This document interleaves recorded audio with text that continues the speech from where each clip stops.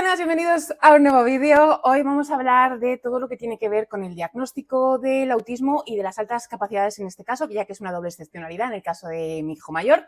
Y bueno, habéis tenido muchas preguntas en el primer vídeo, que os doy las gracias por la acogida al primer vídeo de vuelta a YouTube, en el que os contaba un poco todo, os ponía en situación de todos estos meses, de lo que habíamos pasado por casa, tanto a nivel individual cada uno como en familia, y han surgido muchas dudas, han surgido muchas preguntas, que me gusta porque no ha sido a nivel cotilleo, sino que ha sido más a nivel curiosidad personal, bien porque os veis reflejados o veis reflejadas la situación en vuestra casa y queréis un poco, pues, tener un poco más de idea o que os pueda resolver alguna duda por la que yo me he podido ver pasar, ¿no? También. Antes de nada deciros, yo no soy profesional, yo no me dedico a la evaluación de ese tipo psicopedagógica, no soy psicopedagoga, no soy neuropsicóloga, no soy psicóloga.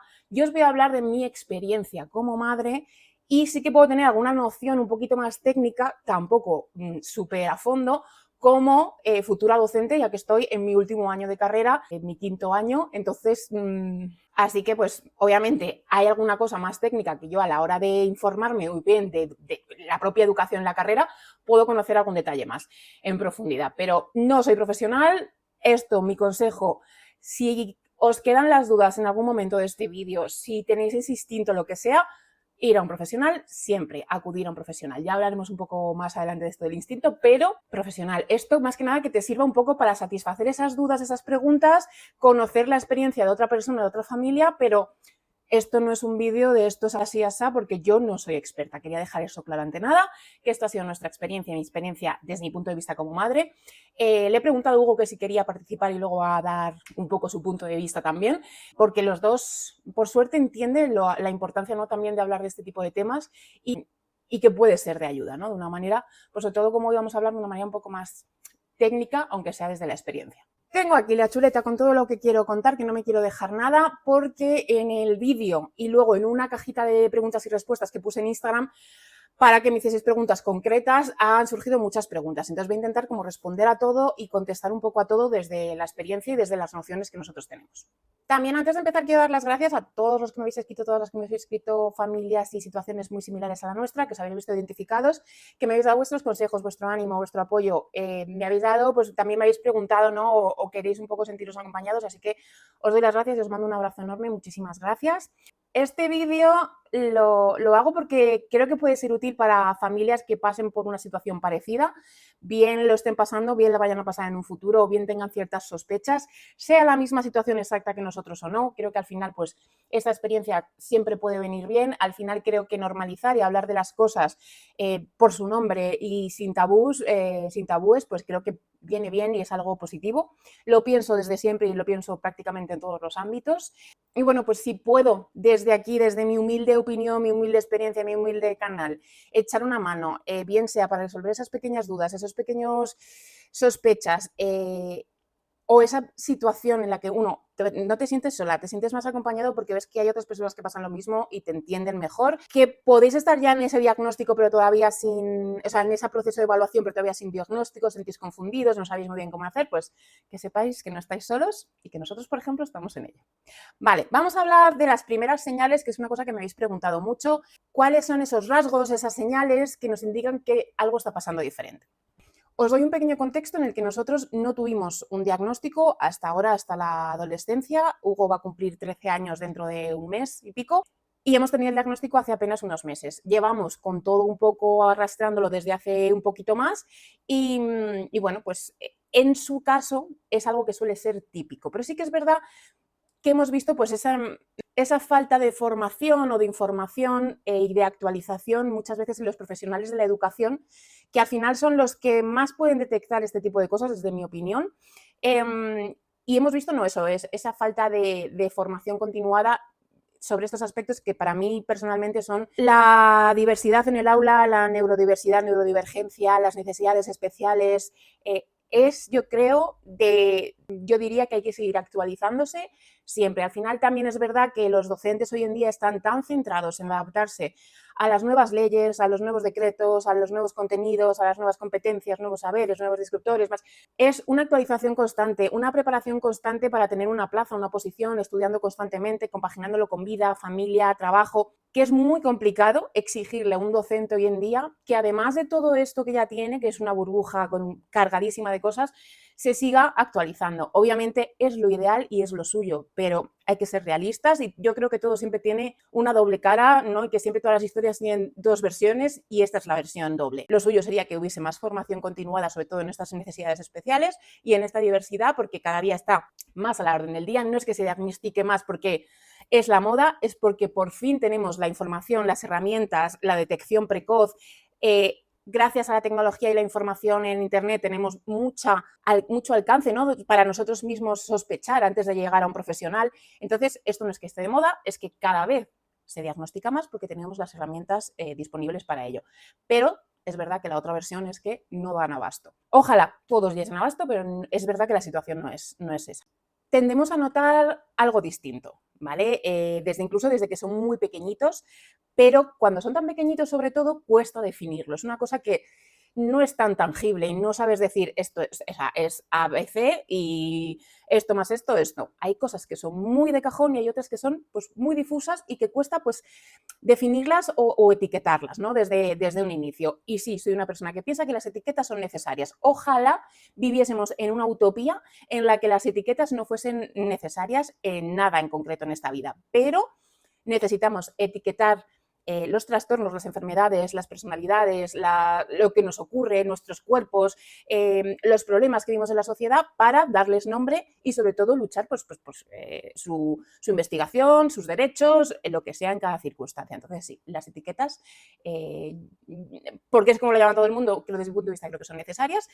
Y claro, en esas etapas te cuesta nombrar esa etiqueta, ponerle nombre a lo que piensas que hay algo ahí que no está encajando. Todo el mundo te dice que cada niño tiene un ritmo, cada uno tal, no hay que comparar, pero muchas veces inconscientemente comparas. Comparas con otros niños, pero tú cuando tienes más de un niño, tienes más de un hijo, una hija, vas a comparar entre ellos. Es que inconscientemente, ¿vale? Su nivel, su capacidad, su velocidad de desarrollo, cómo se adaptan a las diferentes circunstancias, a nivel cognitivo, a nivel social, a nivel emocional, todos somos diferentes, pero es verdad que no vas a poder evitar compararte. Y esta comparación te puede ayudar al final. O sea, una comparación desde un punto de vista crítico y un punto de vista de preocupación o de interés, no creo que sea algo negativo. En nuestro caso, al ser una doble excepcionalidad, ¿vale? La doble excepcionalidad es el detectar altas capacidades junto con otros rasgos, ¿no? Puede ser rasgos del espectro autista, puede ser TDAH, puede ser dislexia. Muchas veces esta doble excepcionalidad viene dada con combinación de estos diferentes diagnósticos. Pues en este caso de la doble excepcionalidad de altas capacidades más autismo, las señales se enmascaran, ¿vale? ¿Por qué? Porque compensa. El alto nivel cognitivo, su alto nivel de coeficiente intelectual va a compensar esas necesidades o esos rasgos autistas. A nivel cognitivo, a nivel desarrollo neuronal, cerebral, de adquisición de conocimientos, adquisición de vocabulario, madurez incluso, muchas veces no solo es que se enmascare, es que te despista totalmente. En todos esos aspectos no va a tener un problema cuando ese coeficiente intelectual es tan alto. El problema viene en la parte emocional y social, en la que la inteligencia, es decir, así la capacidad neuronal, la capacidad cognitiva, no viene innata, ¿no? En la parte emocional y en la parte social. Es algo que tenemos que aprender a descifrar, aprender a convivir, a leer las situaciones sociales, a leer a los demás, a entender nuestras emociones, saber autorregularlas, también saber entender o ver las emociones de los demás, tener esa responsabilidad emocional, esa educación emocional. Todo eso se aprende, pero es verdad que hay que tener una capacidad y unas herramientas para hacerlo. Las personas, en este caso, pues con rasgos autistas, es que no me gusta decir problemas, pero bueno, una de sus dificultades es esta parte emocional y social. Este tipo de niños tienen un lenguaje súper rico, súper variado, muchísimo vocabulario, suelen leer muchísimo, suelen ser súper curiosos, muy curiosos. De hecho, tú vas a ver que incluso hay un desarrollo a nivel cognitivo, a nivel inteligencia mucho más elevado, incluso más rápido, ¿no? Pues yo te digo que estas comparaciones que puedes hacer, vas a ir a las reuniones y te van a decir que es súper inteligente, pues que responde muy rápido, que interviene, que que aprende rápido, que saca buenas notas incluso. El rendimiento académico puede ser brillante, pero también puede ser muy desregulado, ¿vale? Puede tener notas muy altas en las asignaturas que le motiven, que le gusten, y sin embargo tener notas muy bajas en las que le resulten más desafiantes en el sentido de no me motiva, no me gusta, el profesor no lo explica bien, puede tener que ver tanto con la materia y el contenido como con el profesor, ¿vale? Toda esa unión va a influir mucho en la nota que va a sacar. Al final, para nosotros siempre hemos dicho que las notas son notas, es solo un número, no es tu valía, no es... las notas son notas. Pero sí que es verdad que muchas veces los profesionales de la educación confunden, ¿no? Esa incluso que haya un bajo nivel de nota o unas notas pues que tampoco sean sobresalientes, ¿no? Que no sean algo excepcional, sino que, bueno, pues bien, va bien en la clase, lo aprende rápido, no le cuesta, a lo mejor no tiene que estudiar muchísimo, pero tampoco es una cosa excepcional. Entonces, muchas veces los profesores, los docentes, tienden a pensar que los niños de altas capacidades tienen que sacar sobresaliente en todo, tienen que destacar en todo y tienen que ser súper mega inteligentes. Y todo se les tiene que dar bien. Y nada más lejos de la realidad. Además, con estas altas capacidades, muchos de estos rasgos van a pasar desapercibidos porque pueden incluirse dentro de los rasgos de los niños con altas capacidades. Algunos de estos rasgos pueden ser la hipersensibilidad. Si tu niño tiene mucha sensibilidad a los ruidos, al ruido, a los sitios muy ruidosos, los sitios con muchos estímulos visuales, audiovisuales o auditivos, las texturas. No le gusta la textura de un calcetín, no le gusta la textura de una ropa, no le gusta la textura de una comida, a las luces muy potentes, muy fuertes. No tiene por qué ser a todo y en el mismo nivel, y no en el mismo nivel todos los días, porque también va a depender, ¿no?, su estado emocional, su batería social, va a depender muchas cosas, pero cuando hay una hipersensibilidad continuada, es un rasgo. La comida, ¿vale? La textura de la comida, los sabores de la comida, van a tener muchas, digamos que son como muy quisquillosos con la comida. Las personas neurodivergentes solemos tener, ¿no?, esa dificultad de que hay comidas que no nos gustan simplemente por la textura que tienen. A mí no me gusta el olor o la textura de la carne picada, sin embargo me pones un chuletón y soy la persona más feliz del mundo. Podéis ver también exclusiones de materiales, de comida, de lo que sea, por cosas que se escapan a tu razón, ¿vale? Que no están dentro de tu raciocinio. Hugo, por ejemplo, nos dice que las lentejas no le gustan porque son marrones, que es un color muy feo y no le atrae y no le gustan las lentejas porque son marrones. Sin embargo, que una ensalada tiene tantos colorines o una pizza que le encanta porque es muy alegre. Eso es un razonamiento al que muy pocas personas llegarán o muy pocas personas entenderán, ¿vale? Entonces, esos son señales. El juego repetitivo o juego solitario, ¿vale? Muchas veces no son hijos únicos y tienden a aislarse, a jugar solos. Prefieren jugar solos, prefieren jugar a lo suyo, su juego de siempre, sus maneras de siempre, sus normas, sus invenciones, porque los demás pues no le entienden, a los demás no les gusta lo que él juega, yo quiero hacerlo de esta manera, los demás no quieren, y porque tienden a no conectar muchas veces con sus iguales y tienden a jugar mucho solos, pero tienen mucha imaginación. Porque estén solos o jueguen solos no significa que va a ser una cosa de quedarse así mirando a la pared. No, van a ser súper imaginativos, súper creativos y eso es otra señal. Pero tienden a ser muy literales en el lenguaje, ¿vale? Las cosas tienen que ser súper literales. Quizás en casa es esta zona, ¿vale?, en la que se sienten 100% libres, 100% seguros, 100% cómodos, y ahí esos límites sí que pueden estar un poco más borrosos. Pero sobre todo en sociedad, ¿vale?, las cosas son muy literales. Lo que se dice es exacto, ¿no? Pues vas a un campamento, no quiero ir al campamento de este fin de semana con el grupo juvenil que me encanta, adoro a mis compañeros, quiero a mis monitores y llevo años yendo, pero no quiero ir porque a las 10 hay que apagar la luz y hay que dormirse y nadie se duerme. Y es que eso me pone muy nervioso, es que no hacen lo que tienen que hacer, muy literales. Un sentido de lo correcto muy rígido y muy rígidos también en cuanto al incumplimiento de las normas, sobre todo, y aunque no tengan nada que ver con ellos, tienen una rigidez muy alta ante cualquier cambio, por muy pequeño que sea el cambio y desde muy pequeños. Son niños que destacan porque tienen una frustración muy alta, es decir, tienen una tolerancia a la frustración muy bajita, a nada que no pueden hacer algo. Yo me acuerdo, Hugo, de bebé, cuando gateaba, que intentaba pasar por un hueco muy pequeñito y en cuanto no podía ya era, lo intentaba, lo intentaba, lo intentaba y ya era boom, estallo, me frustro, lloro cuando era más bebé, me frustro y me enfado cuando ya era más mayor, o combinado, ¿no? Me enfado y lloro a la vez. Un nivel de frustración muy alto y mucha rigidez, sobre todo ante los cambios. Un ejemplo, hoy vamos a cenar esto y de repente se cambia. No, chicos, al final no podemos hacer esto porque me falta este ingrediente y ya ha cerrado la tienda. Vamos a cenar esta otra cosa. Boom. Íbamos donde los abuelos, pero al final no podemos. Vamos a ir a la piscina, pero está lloviendo, no se puede. Incluso cosas que son como muy evidentes que el cambio tiene que estar ahí.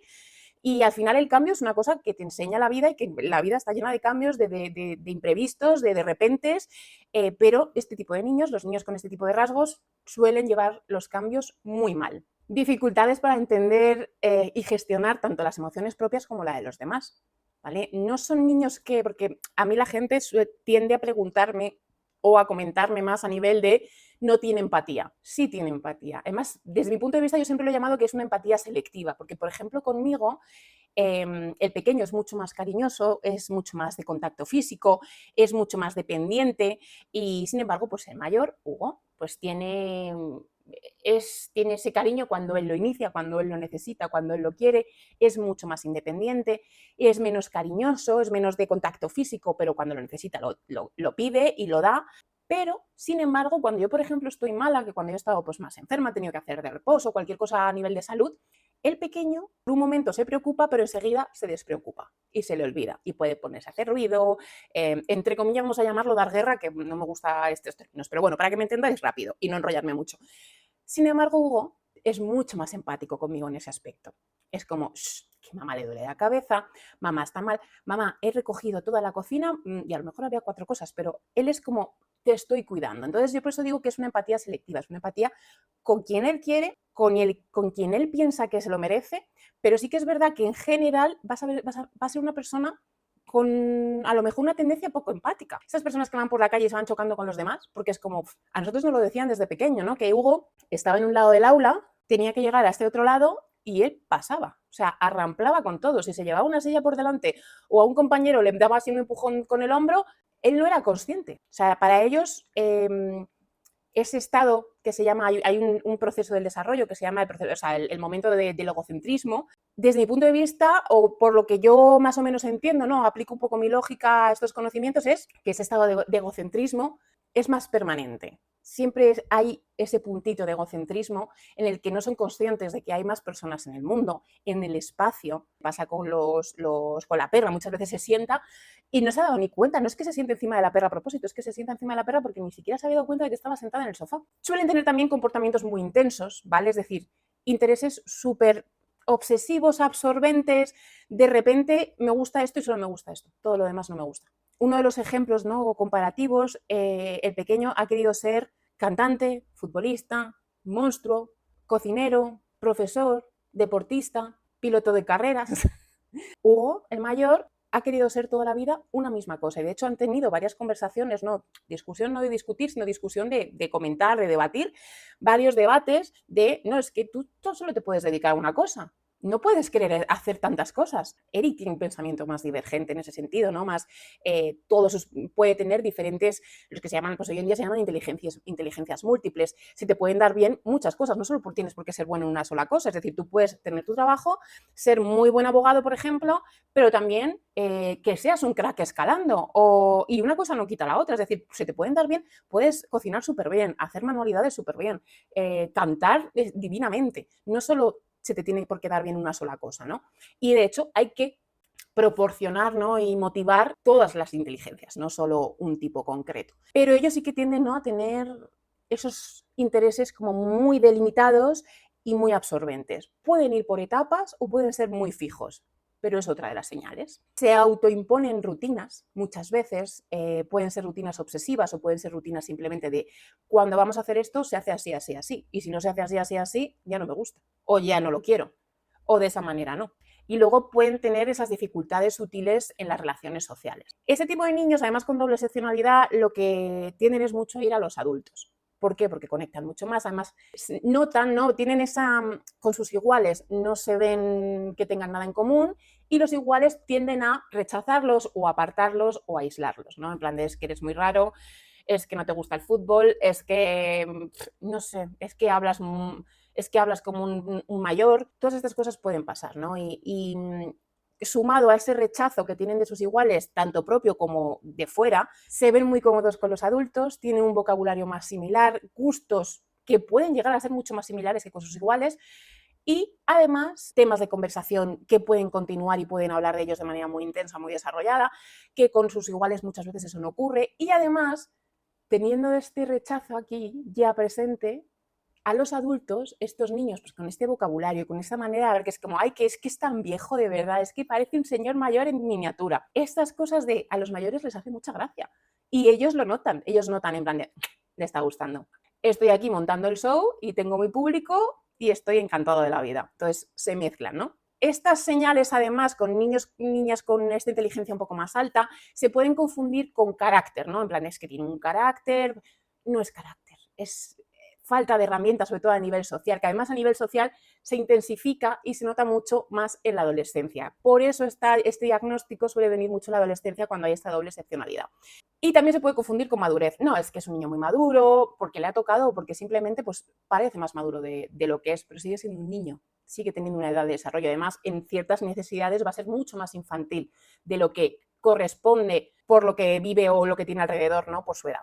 Todo esto, pues no, ¿qué pasa? Tú empiezas a sospechar, empiezas a ver todos estos rasgos, puede haber muchísimos más, ¿vale? Pero yo, bueno, os he dado un poco pues para que tengáis una idea de lo que puede ser.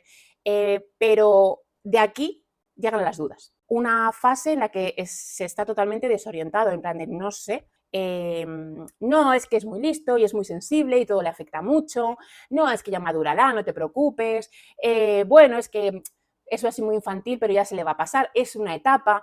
El profesorado a veces resta importancia, ¿no? A esta necesidad oye, hay algo que no encaja, hay algo que no va bien.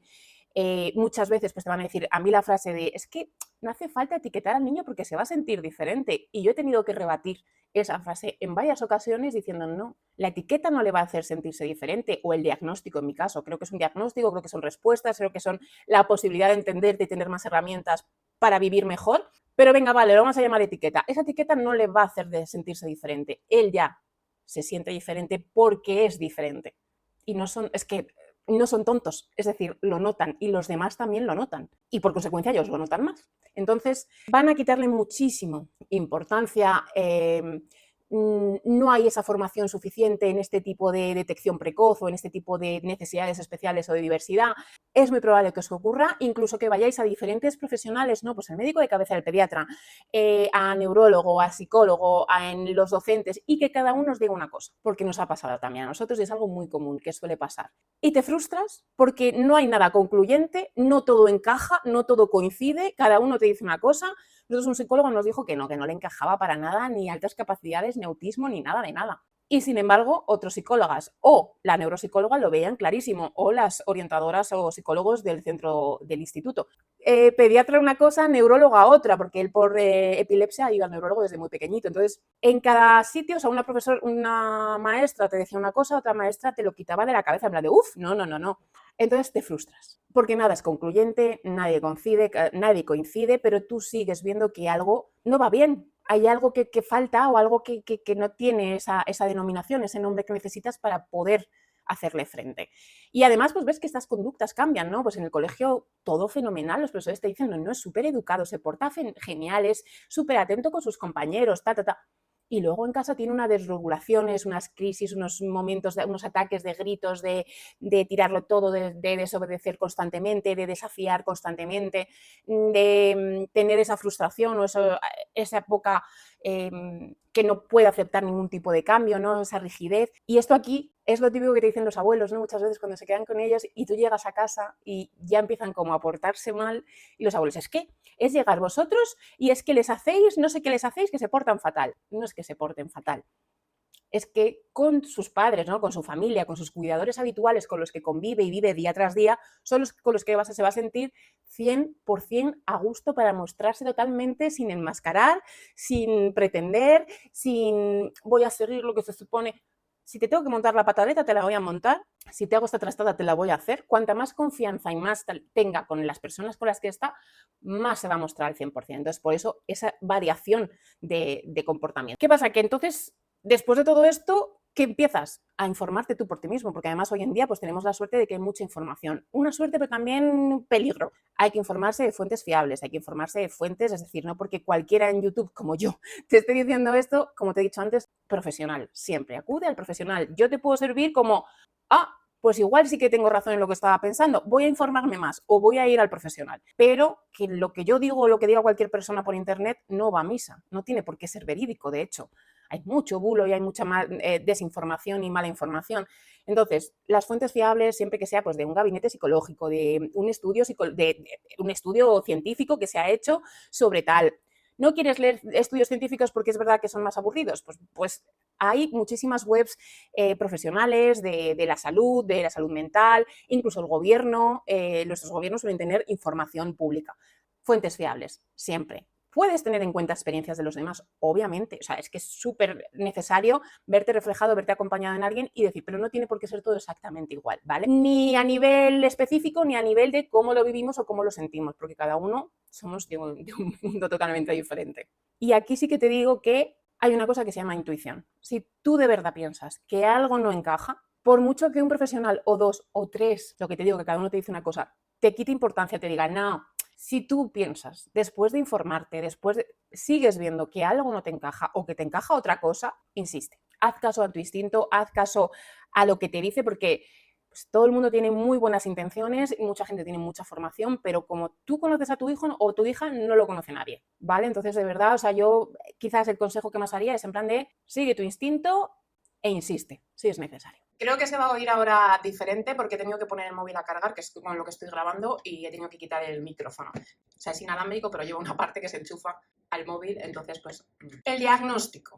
¿Qué ocurre durante el diagnóstico? Pues son diferentes pruebas, ¿vale? Va a depender un poco de la edad. La edad recomendada para altas capacidades, por ejemplo, es a partir de los 6 años, ¿vale? Porque se considera que ya a nivel cognitivo hay una formación suficiente o que llegan a un límite, a un criterio que se ha decidido médicamente, científicamente, en el que es idóneo empezar a diagnosticar, empezar a evaluar estas altas capacidades. En cuanto al autismo o otros tipos de trastorno, pues sí que es verdad que va a depender, ¿vale? Del niño, de la edad y sobre todo, pues, de estas señales, ¿vale? Sí que es verdad que hay muchas cosas que van a pasar muy desapercibidas, sobre todo en los primeros años de desarrollo del niño. Hay muchos, incluso a nivel sensorial, ¿no? A nivel auditivo, visual, no es fácil. Es decir, todas estas cosas son difíciles de diagnosticar o incluso de notar cuando son tan pequeños, ¿vale? Entonces tampoco os machaquéis en plan de, ay, tendría que haberlo visto antes. Yo en mi caso lo he pensado en plan de, es que tiene casi 13 años y nos hemos dado cuenta desde hace relativamente poco. Yo llevo sospechándolo entre 1 año y pico, 2, pero me han quitado muchas veces la idea de la cabeza. No, esto es altas capacidades y ya está. No, una etiqueta. No. Y yo he seguido insistiendo porque he seguido viendo que algo no cuadraba. Y en el momento en que, sin yo decir absolutamente nada, desde el centro educativo, vienen y me dicen, aparte de esto, creemos que Hugo tiene algo más. Vemos rasgos autistas. Y ahí dije, vamos bien, o sea, nos vamos a llevar muy bien porque ya eso para mí es una señal muy importante de que vayamos remando en el mismo sentido. No me lo estoy imaginando, no estoy yo loca. Normalmente el diagnóstico tiene diferentes partes. Te van a hacer una entrevista clínica, va a decir a ti, a tu pareja, a los padres, a los cuidadores habituales, os van a hacer una entrevista. Os van a preguntar cosas muy específicas. Si tu niño tiene una edad más pequeñita, va a ser todo más fácil de recordar porque te van a hacer preguntas muy específicas desde el nacimiento prácticamente. Pero en nuestro caso, por ejemplo, había cosas que eran como, y la neuropsicóloga nos dijo, si no hace clic al momento, si no es algo que de verdad se te haya guardado ahí, porque hay otras cosas que sí, que según te lo digo dices, ostras, espera, sí, y recuerdas o hay algo que de verdad ha dejado esa huella o esa marca, es que no. Van a hacer también una entrevista con los niños, es decir, con el niño, se van a sentar a hablar con él, una entrevista, una observación directa y clínica, van a ir tomando notas, ¿no? Pues de si tiene... ¿cómo se llaman ahora? No me acuerdo. Yo es que, ¿ves? Mi TDAH, pues es una cosa que hay veces que sé perfectamente que esto se llama boli, pero no soy capaz de decirte que es un boli. Y te digo, ¿cómo se llama la cosa esta que coges y escribes en un papel? Me pasa muchísimo. Os lo voy a poner por aquí porque ahora mismo no lo recuerdo. Son movimientos, balanceos, movimientos son inconscientes con las manos, muchos tics, muchas veces tienen tics, ¿no? Pues Hugo pues, ha tenido diferentes, carraspeo cada 2 por 3 desde muy pequeñito. van a observar pues, si hacen contacto visual, si son capaces de mantenerlo, si son capaces, ¿no?, de dirigir la conversación hacia donde tiene que ir o desvían y hablo, yo vengo aquí a hablar de mi libro. Hay muchas cosas que van a ser capaces, pues, que van a ver en esa entrevista. Luego además van a hacer diferentes tipos de pruebas psicométricas. Hay una que es el WISC, el A22, hay diferentes y según lo que vayan a ver, lo que vean, pues les harán unas pruebas u otras. También se van a hacer evaluación de sus habilidades adaptativas y sociales e incluso se puede hacer también evaluación a nivel creativo, ¿vale? De creatividad. En los casos de doble excepcionalidad, como es este caso, se detectan estas altas capacidades, siempre se les va a hacer test de inteligencia en cualquier tipo de trastorno, bien sea cual sea la sospecha. En niños, según yo tengo entendido, siempre se les incluye el de inteligencia, ¿vale?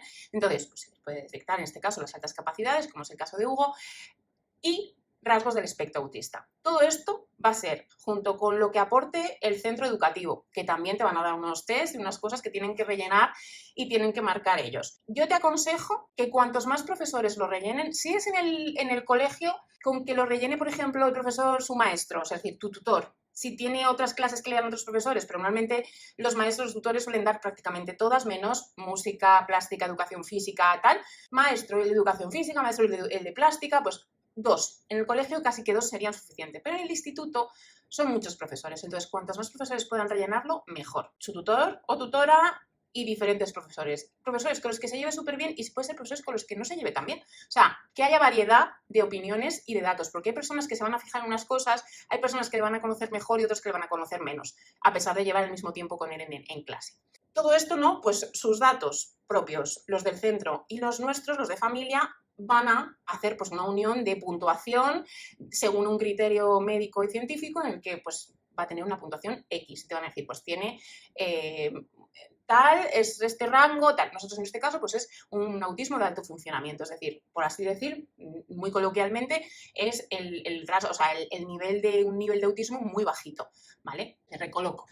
Esto lo pienso yo automáticamente, pero también nos lo insiste mucho la neuropsicóloga y los orientadores en el centro. Que su nivel de autismo sea bajito o que sea de alto funcionamiento, que es como se llama técnicamente, no significa que no necesite ayuda, no necesite adaptaciones y no necesite terapia, o que no tenga problemas y dificultades. De hecho, las tiene y para él, pues obviamente para cada uno lo nuestro es lo más grave y lo peor, porque es lo que vivimos y es que es así.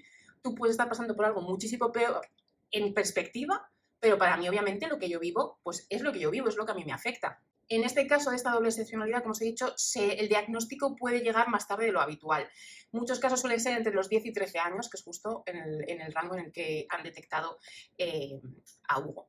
Emocionalmente, pues no te sientas culpable, por un lado, venga cuando venga el diagnóstico, y no te sientas culpable por sentir alivio, ¿vale? Porque mucha gente no lo va a entender. En mi caso principal, o sea, en mi caso personal, cuando yo compartí aquí en YouTube que me habían diagnosticado finalmente TDAH hace 2 o 3 años, entre 2 o 3 años, lo hacía con una sonrisa. Y la gente, muchas personas me escribieron o me comentaron que no lo entendían. Para mí fue una buena noticia. ¿Por qué? Porque era una explicación a toda mi vida, una razón a muchas dificultades que he tenido, ¿no? A muchas trabas. Un alivio pensar en plan de no es que yo lo haga todo fatal, es que hay un motivo. Entenderme mejor, comprenderme mejor, pues esto es lo mismo. De repente tienes todas las respuestas para entender a tu hijo mejor, para que darle la ayuda que él necesita, para que él mismo tenga esa ayuda y pueda tener esas herramientas, esas estrategias que va a necesitar, y tú, pues también para saber tú y quedarte tranquila de esto es lo que ocurre, esto es lo que es, qué podemos hacer, qué no podemos hacer, qué se hace, vamos a ir aquí, vamos a hacer esto. Es decir, tranquilidad, información. A mí, por ejemplo, la información me da tranquilidad.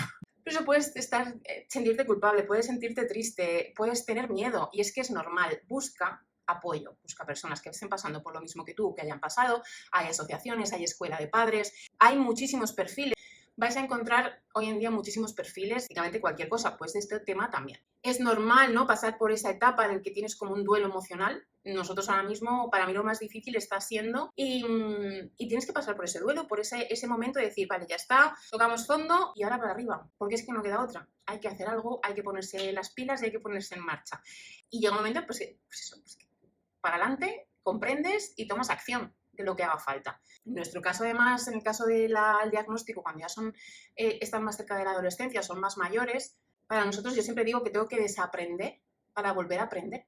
todos llevan sus dificultades, sus retos y yo no quiero decir que mi situación sea más difícil que la de ninguna otra persona, pero para mí me está resultando muy difícil y creo que tiene esa dificultad añadida que haya un diagnóstico más tardío, porque además de que se te junta con una edad muy complicada y un momento muy complicado que es el inicio de la adolescencia o la plena adolescencia, con esta situación, estos rasgos que cada vez son más notorios y se diferencian más de sus iguales y de sus compañeros o amigos, y tienen más dificultades, sobre todo en uno de los pilares, en dos pilares de la adolescencia, que es la parte emocional, que ya de por sí va a ser complicada en la adolescencia y difícil y dura, y ahí mejunje la autoestima, las inseguridades, la inseguridad social, la inseguridad sobre el físico, las hormonas, empezar a sentirse atraído o que tú atraes a otras personas, no entenderlo, todo ese cóctel molotov junto con esos rasgos de autismo. O sea, la parte emocional y la parte social son dos pilares fundamentales que se ven muy afectados durante la adolescencia.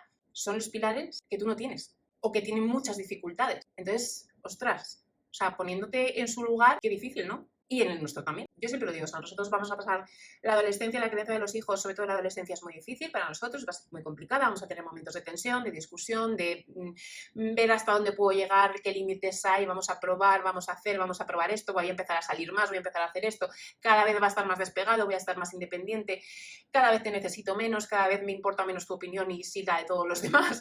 Entonces, todo esto es muy difícil para nosotros, pero siempre lo he dicho, pero que la adolescencia, para quien más difícil es para ellos, porque es... Y además se les tiende a exigir mucho más de lo que son capaces de dar, no porque no quieran, sino porque su cerebro no es capaz. Tendemos a pensar, no es que ya como le veo que mide 1,90 m, tiene que comportarse como un adulto. Tenemos que enseñarle a ser un adulto, tenemos que enfocar su educación o su desarrollo hacia la adultez del futuro, pero es un adolescente, no es un adulto. Aunque lo parezca físicamente en muchos casos, no es un adulto y no tiene la capacidad. Es que, ojo, que la capacidad de distinguir las consecuencias, de ver las consecuencias de nuestros actos, completa, ¿vale? El desarrollo completo como para que tu cerebro diga, estas son las consecuencias que va a haber a misa, habrá casos de excepciones, pero es a los 20 y pico. La formación total neuronal y cognitiva de desarrollo de nuestro cerebro, que entra ya en ese nivel de adultez, es a partir de los 25, si no me confundo, 20 y pico. Es decir, estamos exigiendo a un chaval de 15, 16 años que sea un adulto cuando su cerebro no lo va a ser hasta los 25 años.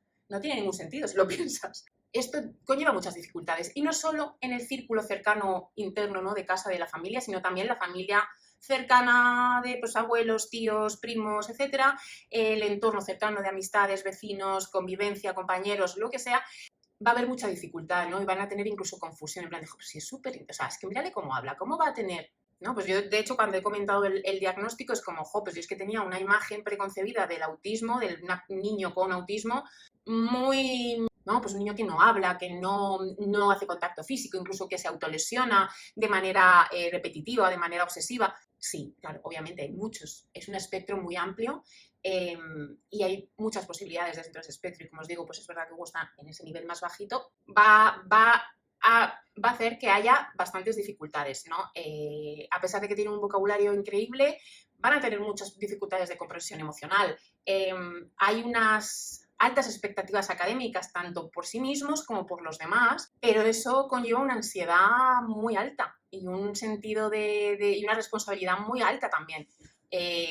Y un margen de error o de equivocación muy pequeño, ¿vale? Y de frustración o de sentirse que no son suficientes. Entonces, pues es muy importante reforzar la autoestima, reforzar pues que no tienen por qué saberlo todo en todo momento y ser excepcionales en todo momento. Si son excepcionales en algo, genial, tienes que estar muy orgulloso porque te ha llevado un trabajo, te ha llevado un esfuerzo. Y quitarle mucha importancia a las cosas que realmente no la tienen y le damos demasiada, ¿no? Como por ejemplo en este caso las notas. Muchas veces ellos van a ser muy autoexigentes, ¿no? Es que no he sacado muy mala nota, he sacado un 7 no es mal nota. Y decirles, bueno, es que tú puedes sabértelo genial, puedes ser súper inteligente, puedes llevar que esto se te dé muy bien y el día del examen que te haya ocurrido algo, que te encuentres mal, que te duele la cabeza, que algo te distraiga, que haya pasado algo en casa, que te estés mudando, cualquier situación puede hacer que te pongas nervioso o que no estés centrado y no des todo lo que podías y no pasa nada. No pasa nada. ¿Que se suspende? Pues se recupera. ¿Que la nota es más baja? Pues, o sea, realmente a efectos prácticos, porque es así como está estipulado el sistema de evaluación en la educación española, hasta el bachillerato, tu nota, o hasta en la ESO, si vas a hacer un grado medio, pero si vas a hacer un grado superior o un grado en la universidad, hasta el bachillerato, tu nota no va a contar. Es decir, te va a contar para ti, para que la gente te diga, oh, qué nota más alta, y ya está. Pero hay que quitarle mucha presión, que le damos mucha presión con las notas. Yo veo a niños muy pequeños desde los 10 años decir, uff, es que si saco menos de un notable mis padres me castigan, es que mi padre me va a dar un bofetón si le digo que saca un 5. Es que eso yo lo he visto. Bajar un poco la presión con las notas, porfa, que no son tan importantes, ¿vale? Y en este caso, pues todo el mundo espera, ¿no? Pues de hecho hubo muchas veces, es como, ¿qué tal las notas? Todos sobresalientes, ¿a que sí? Porque es como, es muy listo, es muy inteligente, tiene altas capacidades, tiene todos sobresalientes. Esta preconcepción que os digo que suele tener la gente, incluso erróneamente las personas que se dedican a la docencia, a la educación. Va a tener esas dificultades de conectar con sus iguales y esa autopercepción muy negativa porque sienten que no encajan en ningún lado. En todas estas dificultades, ¿qué es lo que ayuda? Acompañamiento terapéutico especializado en neurodivergencia, en autoestima, en ansiedad, flexibilidad y comprensión tanto en casa como en el aula, que haya una educación emocional constante en todos los aspectos, dentro de vuestras posibilidades, pero por eso os digo que hay escuelas de padres, hay cursos, hay apoyo, porque vais a necesitarlo. No, nadie nace sabiendo, y hay cosas que te van a salir por instinto o simplemente por lógica pura, pero hay otras cosas que es que no vas a poder, porque vas a intentar razonar como tú, o sea, aplicar tu razonamiento al suyo y no es posible. Yo, por ejemplo, mi marido es neurotípico, ¿vale? Su padre, mi marido, no tiene ningún tipo de neurodivergencia, ni trastorno, ni nada. Entonces yo siempre le digo, cariños, es que tú y yo tenemos que ir de este punto a este punto. Nunca jamás nos vamos a encontrar por el camino, porque tú de este punto a este punto vas a ir así y yo voy a ir así. No nos vamos a cruzar nunca, ni vamos a llevar la misma lógica ni el mismo razonamiento, aunque lleguemos al mismo punto. Pero no puedes pretender que con lo que tú sabes o con la manera que tú razonas o tu lógica se pueda aplicar a la suya. Y eso es un error que suele ocurrir muchas veces de manera inconsciente y por inercia, pero que por eso hay que aprender, hay que informarse, y si es de la mano de profesionales, muchísimo mejor. Hay que validar sus emociones sin infantilizarlas, es decir, ay, pobrecito, cariño, te has hecho daño, sí, te duele, es normal que te encuentres enfadado, es decir, validar. A veces, dentro de lo que me permite mi paciencia, pues es como, si tú puedes, es que estoy muy enfadado, es que esto no me gusta, ha habido un cambio, o de repente hay un límite, ¿no?, para el uso de consola o de pantallas y estas cosas. Eso es una cosa de las cosas que peor llevan. Es que no me gusta, que puede no gustarte, y aún así eso no significa que ese límite vaya a dejar de existir. Yo, como responsable, como tu madre, como tu persona que está aquí para velar por tu bienestar y tu desarrollo, tengo que ponerte ese límite, pero tú tienes todo el derecho del mundo a enfadarte o que no te guste, sin infantilizar. Pero tampoco sobreexigirles debido a su inteligencia, en este caso, en estas altas capacidades. En plan de, es que con lo listo que eres para otras cosas y esto no sabes hacerlo, ese tipo de frases. O demostrar, ¿no?, que esperabas más de su capacidad en cualquier aspecto porque es muy inteligente y en otras cosas destaca y aprende muy rápido. Lo que hemos dicho, no tiene por qué hacerlo en todas las cosas, ni en todos los momentos, ni en todos los días. Y esos grupos de apoyo, no solo para nosotros, sino también para ellos. Grupos de apoyo o de actividades con personas con las que pueden conectar porque pasan por situaciones muy similares o tienen una neurodivergencia o una necesidad muy similar a la suya. Esto sería la parte un poco más técnica. Antes de despedirme, quiero llamar a Hugo para que os dé un poco su perspectiva, su input, así que vamos a ver qué tal sale esto. A ver, las señales más principales que yo me noté y he visto en mucha gente, una de ellas sería que le da mucha importancia a cosas que no las tiene tanto. ¿Eso te lo ves tú a ti mismo? Sí, por ejemplo, si te dicen que no a algo, a mí no sé si a mucha gente le pasa, creo que sí, porque creo que lo he notado, que si te dicen que no es como que dices, ¿por qué no puedo hacerlo? Y eso sienta mal. Y te molesta.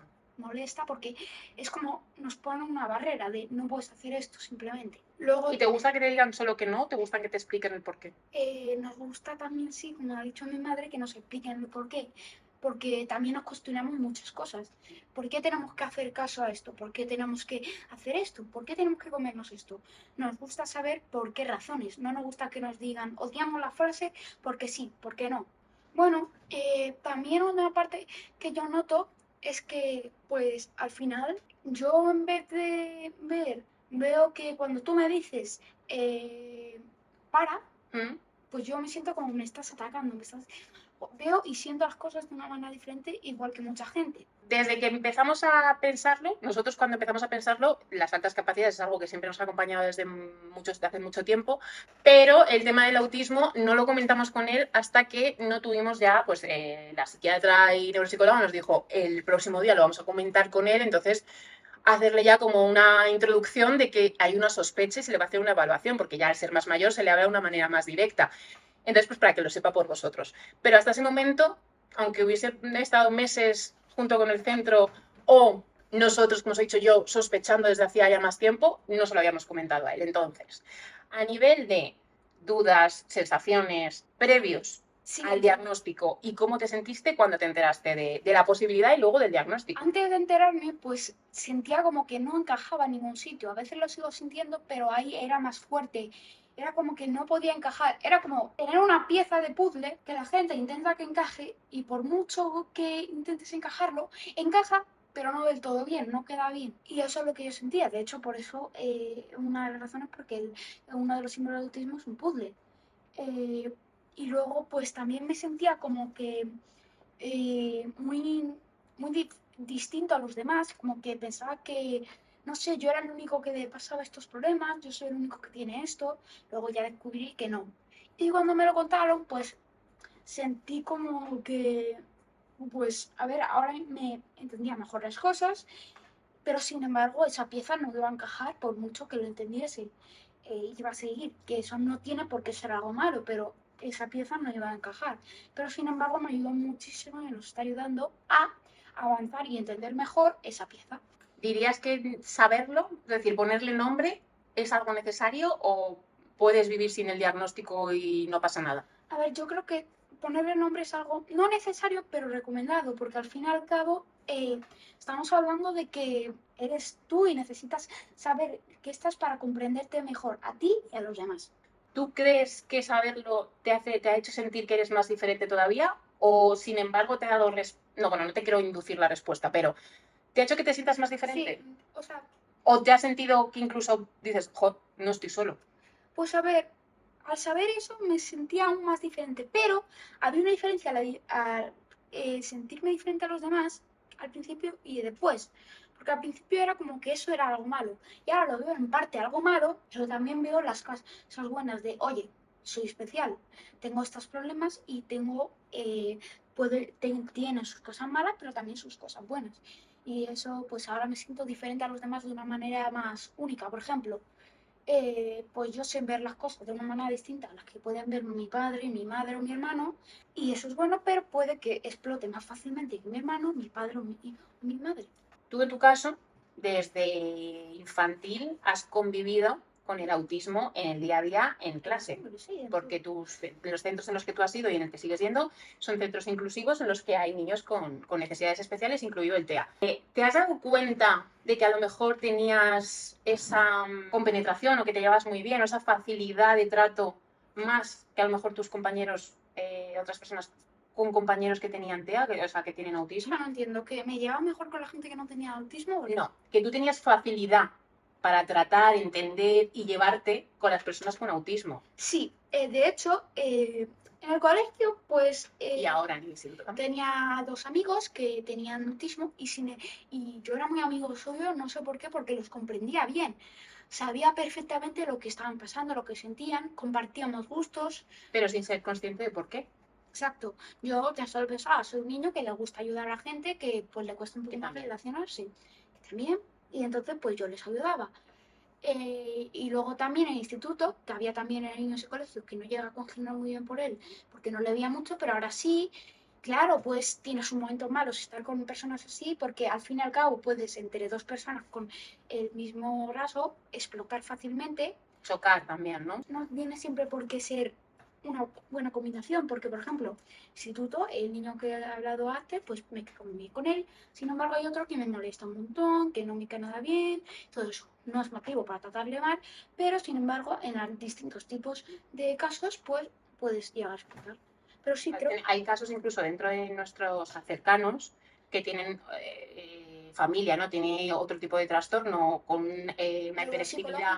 una hiperactividad, muy alta claro, y aunque tú te llevas muy bien y quieres mucho a esa persona, hay momentos en los que no sois compatibles, porque él va a tener pues sus rasgos muy acentuados y a ti esos rasgos te están molestando o están haciendo que los tuyos se acentúen más. Eso pasa también pues con Claro, otros tipos. porque yo, por ejemplo, por ejemplo, por esa persona, pues nos llevamos genial, es súper majo, súper agradable, todo eso, pero contando además que él es pequeñito y que además tiene TDAH, pues se junta todo y pues al final es como, esa combinación yo le llamaría más o menos mm, fuego y bomba.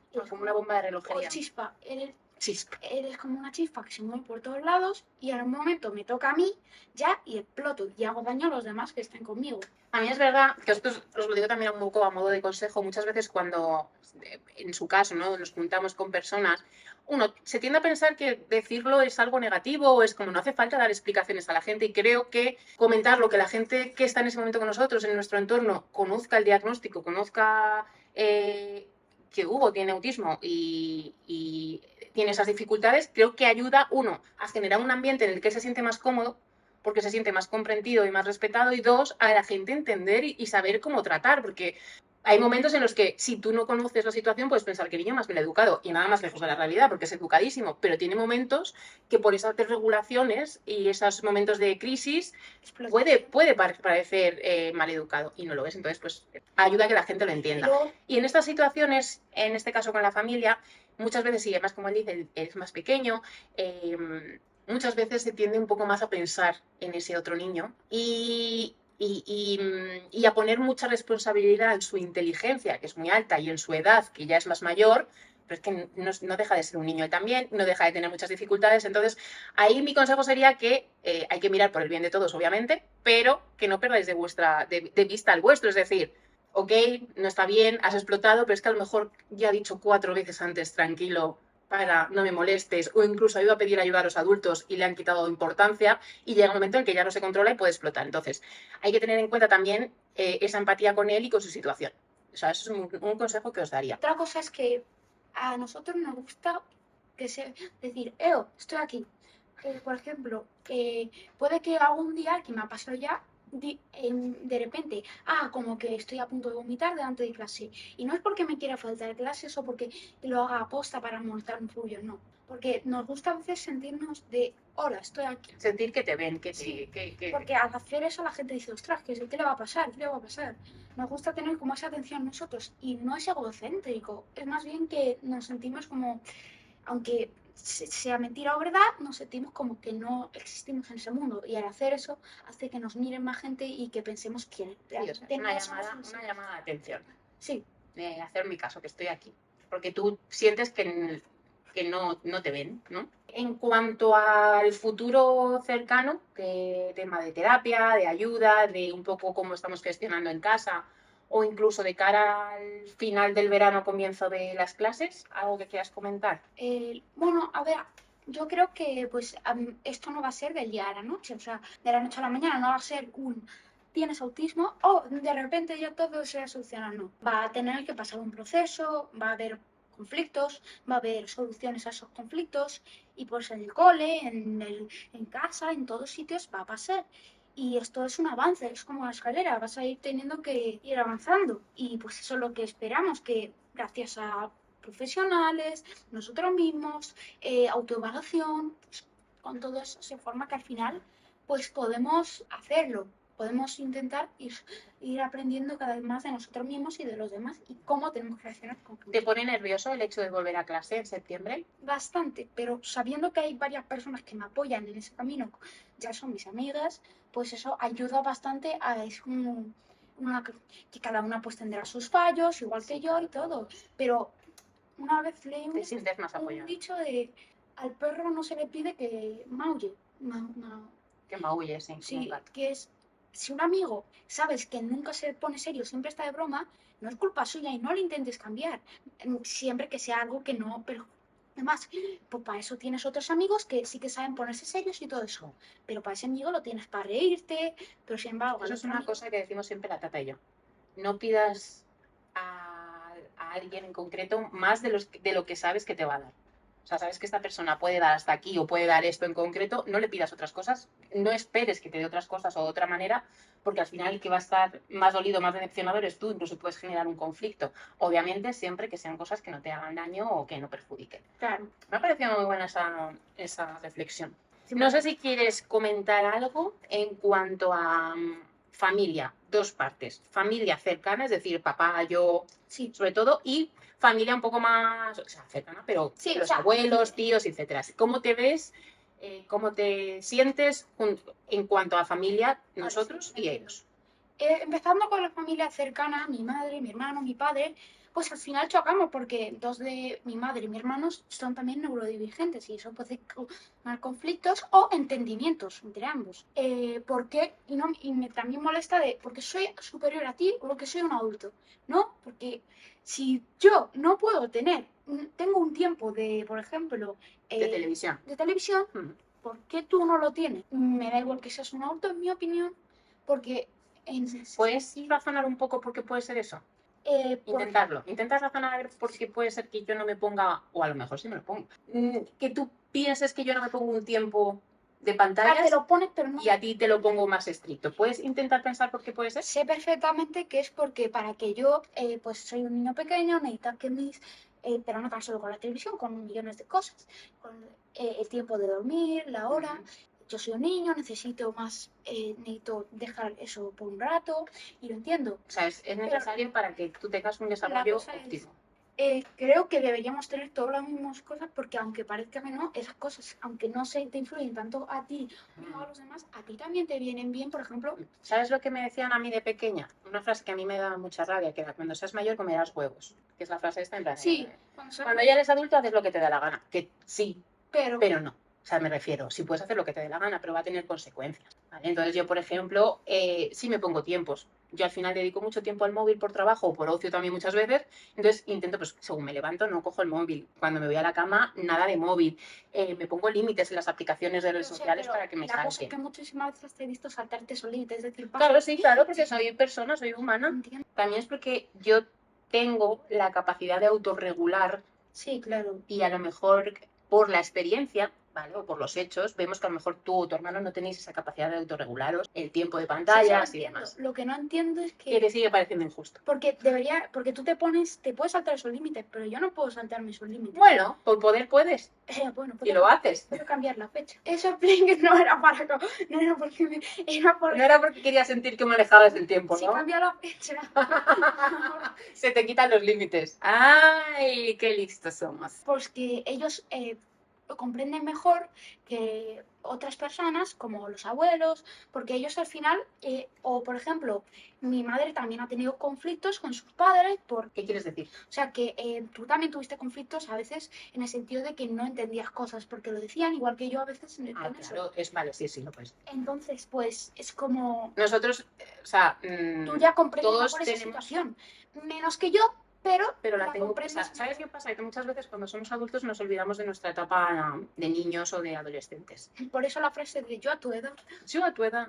Pero yo a tu edad hacía muchas cosas. Y no te las cuento. No todas, obviamente. Y papá hacía unas cosas y yo hacía otras, obviamente. Pero intento tener presente, aunque a veces me cueste. Ya lo hemos hablado de esto, ¿no? Sí. Según la paciencia donde esté ya en ese momento, pues puedo tener más facilidad de ponerme en tu lugar o de comprenderte o tener un momento más reflexivo que de discusión o sea, que te sientes más comprendido por nosotros. Sí, es verdad que muchas veces primero con los abuelos son muy queridos, nos quieren, nos dan muchos mimos, pero en parte de comprender eso, las neurodivergencias no las comprenden tan bien porque ellos se han educado de otra manera y son, como dice mi madre, de otra época y les han enseñado otra educación y pues no saben comprenderlo, por mucho que lo intenten. Lo intentan, aunque parezca que no lo están intentando, pero les cuesta mucho porque muchas veces estoy seguro de que han pensado, esto es mimar, están mimándoles, pero lo están intentando porque les cuesta al final hacerlo. La mayoría de niños o niñas con TEA que he visto, pues les gusta mucho, parece una tontería, jugar a videojuegos. Y parecerá tonto y todo eso. No, porque no requiere una habilidad social. No requiere habilidad social. Puedes controlar a alguien y hacer. Te sientes en control de la situación. Tenemos ese control de la situación y de si pasa algo, no pasa nada porque lo podemos volver a intentar, Por eso, y luego también los videojuegos, como por ejemplo difíciles, pues también nos ayudan un poco a controlar mejores situaciones.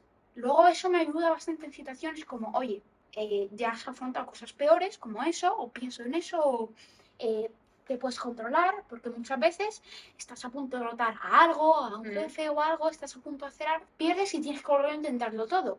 Y eso frustra, y muchas veces pues me he sentido frustrado de apagar la consola y no podía jugar, pero luego me he calmado, he vuelto a jugar y lo he conseguido. Y eso también se ve reflejado. Es en plan, yo te grito, me doy cuenta que lo he hecho mal, mi atención, me respiro y vuelvo. Y también nos gusta, pues como tú has dicho, tener el control de esa situación y que, pues, que cada juego es un mundo diferente, una imaginación diferente. Puedes plantearte un millón de cosas. Que al final también te resultan un reto. Sí, claro, y los retos que al final Te pues estimulan. me estimulan. Y claramente pues no me puedo tirar todo el día frente a una pantalla. Los límites y las normas y tal son cosas que nosotros como padres y como responsables tenemos que poner. Yo puedo entender que haya límites que no te parezcan justos, incluso los podemos razonar y los podemos negociar. Incluso pues el otro día en nuestro sistema este nuevo, pues te he puesto una falta grave que quizás ahora mismo ya en frío tú puedes venir a hablarme como haces siempre y me puedes decir, no me ha parecido como has hecho ahora, me ha parecido maravillosamente explicado y razonado. Y yo puedo decir, pues sí que es verdad que creo que influyó, que ya estaba muy cansada y ya habíamos superado mucho la paciencia ese día. Yo vi eso, me levanté, Y lo vi, esa no reaccioné explicación. mal. Podía haberte dicho, mamá, es que eres súper injusta. Me fue a mí. Vale, pues ¿Lo eso. que estás diciendo? Pero tú tienes el derecho a que no te guste lo que te digo siempre, tú siempre puedes expresar tu opinión, aunque sea contraria a la de los adultos, siempre que lo hagas Con respeto. con respeto y con buenas formas. Y luego también con esto pues entra que mucha gente que yo conozco, pues digo, porque ella, por ejemplo, yo tengo una amiga que me queda genial y todo eso, pero tiene más tiempo de pantalla y todo eso. Eso es muy difícil. Y claro, es como... En tu lugar y en el mío es muy difícil también. Pero luego también me pongo en su lugar, que ella también tiene sus problemas familiares y todo eso, digo, pues a lo mejor lo mío tampoco es tan mal. Ah. Pero claro, Pero claro, ella pasa muchas horas jugando y tú no. sí, y me pone furioso. No, es normal. Te quiero mucho. Por si tenéis algún niño autista, mi despedida así de 2 minutos sería, De 2 minutos, intenta que sea de menos. primero, comprenderles y antes de decirles algo, mirad, parad y mirad, lo ha hecho mal, lo ha hecho aposta, lo ha hecho con maldad, lo ha intentado hacer, ¿crees que lo ha hecho por alguna razón? ¿Ha pasado algo? Pero lo que hay que recordar es que al fin y al cabo esto es un trabajo en equipo. Tú trabajas y esto no se va a conseguir sin apoyo de los dos, que puede que a veces sea más de uno o más de otro, pero siempre de uno.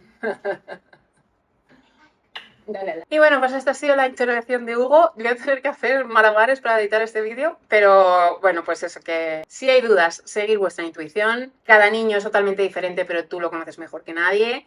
Escúchales, que como veis tienen mucho que decir y mucho que aportar y mucho que opinar sobre sí mismos y tienen todo el derecho y la razón del mundo. Y bueno, pues que no estáis solos, que muchas personas pasamos por esto, que busca ese apoyo en quien puedas, en quien necesites. Yo, por ejemplo, yo estoy aquí también y espero poder ayudaros de la manera pues, más humildemente pueda. Si conseguimos con este vídeo ayudar o sentir que una sola persona se sienta más entendida o que note ese apoyo, pues habrá merecido la pena y nos damos por satisfechos. Muchas gracias por vuestro apoyo, muchas gracias por ver el vídeo, que es larguito y denso, y muchas gracias por seguir ahí. Espero que el vídeo os sirva, que os guste y si hay algún otro tipo de tema, queréis que hagamos uno más enfocado al TDAH también, tanto conmigo como con Eric, o sobre algún otro tema que también os parezca importante o queráis conocer nuestra opinión o nuestra experiencia, pues aquí estoy. De verdad que este tipo de vídeos de sentar y razonar y hablar con vosotras me parecen súper guays, me gusta mucho hacerlos, me siento muy cómoda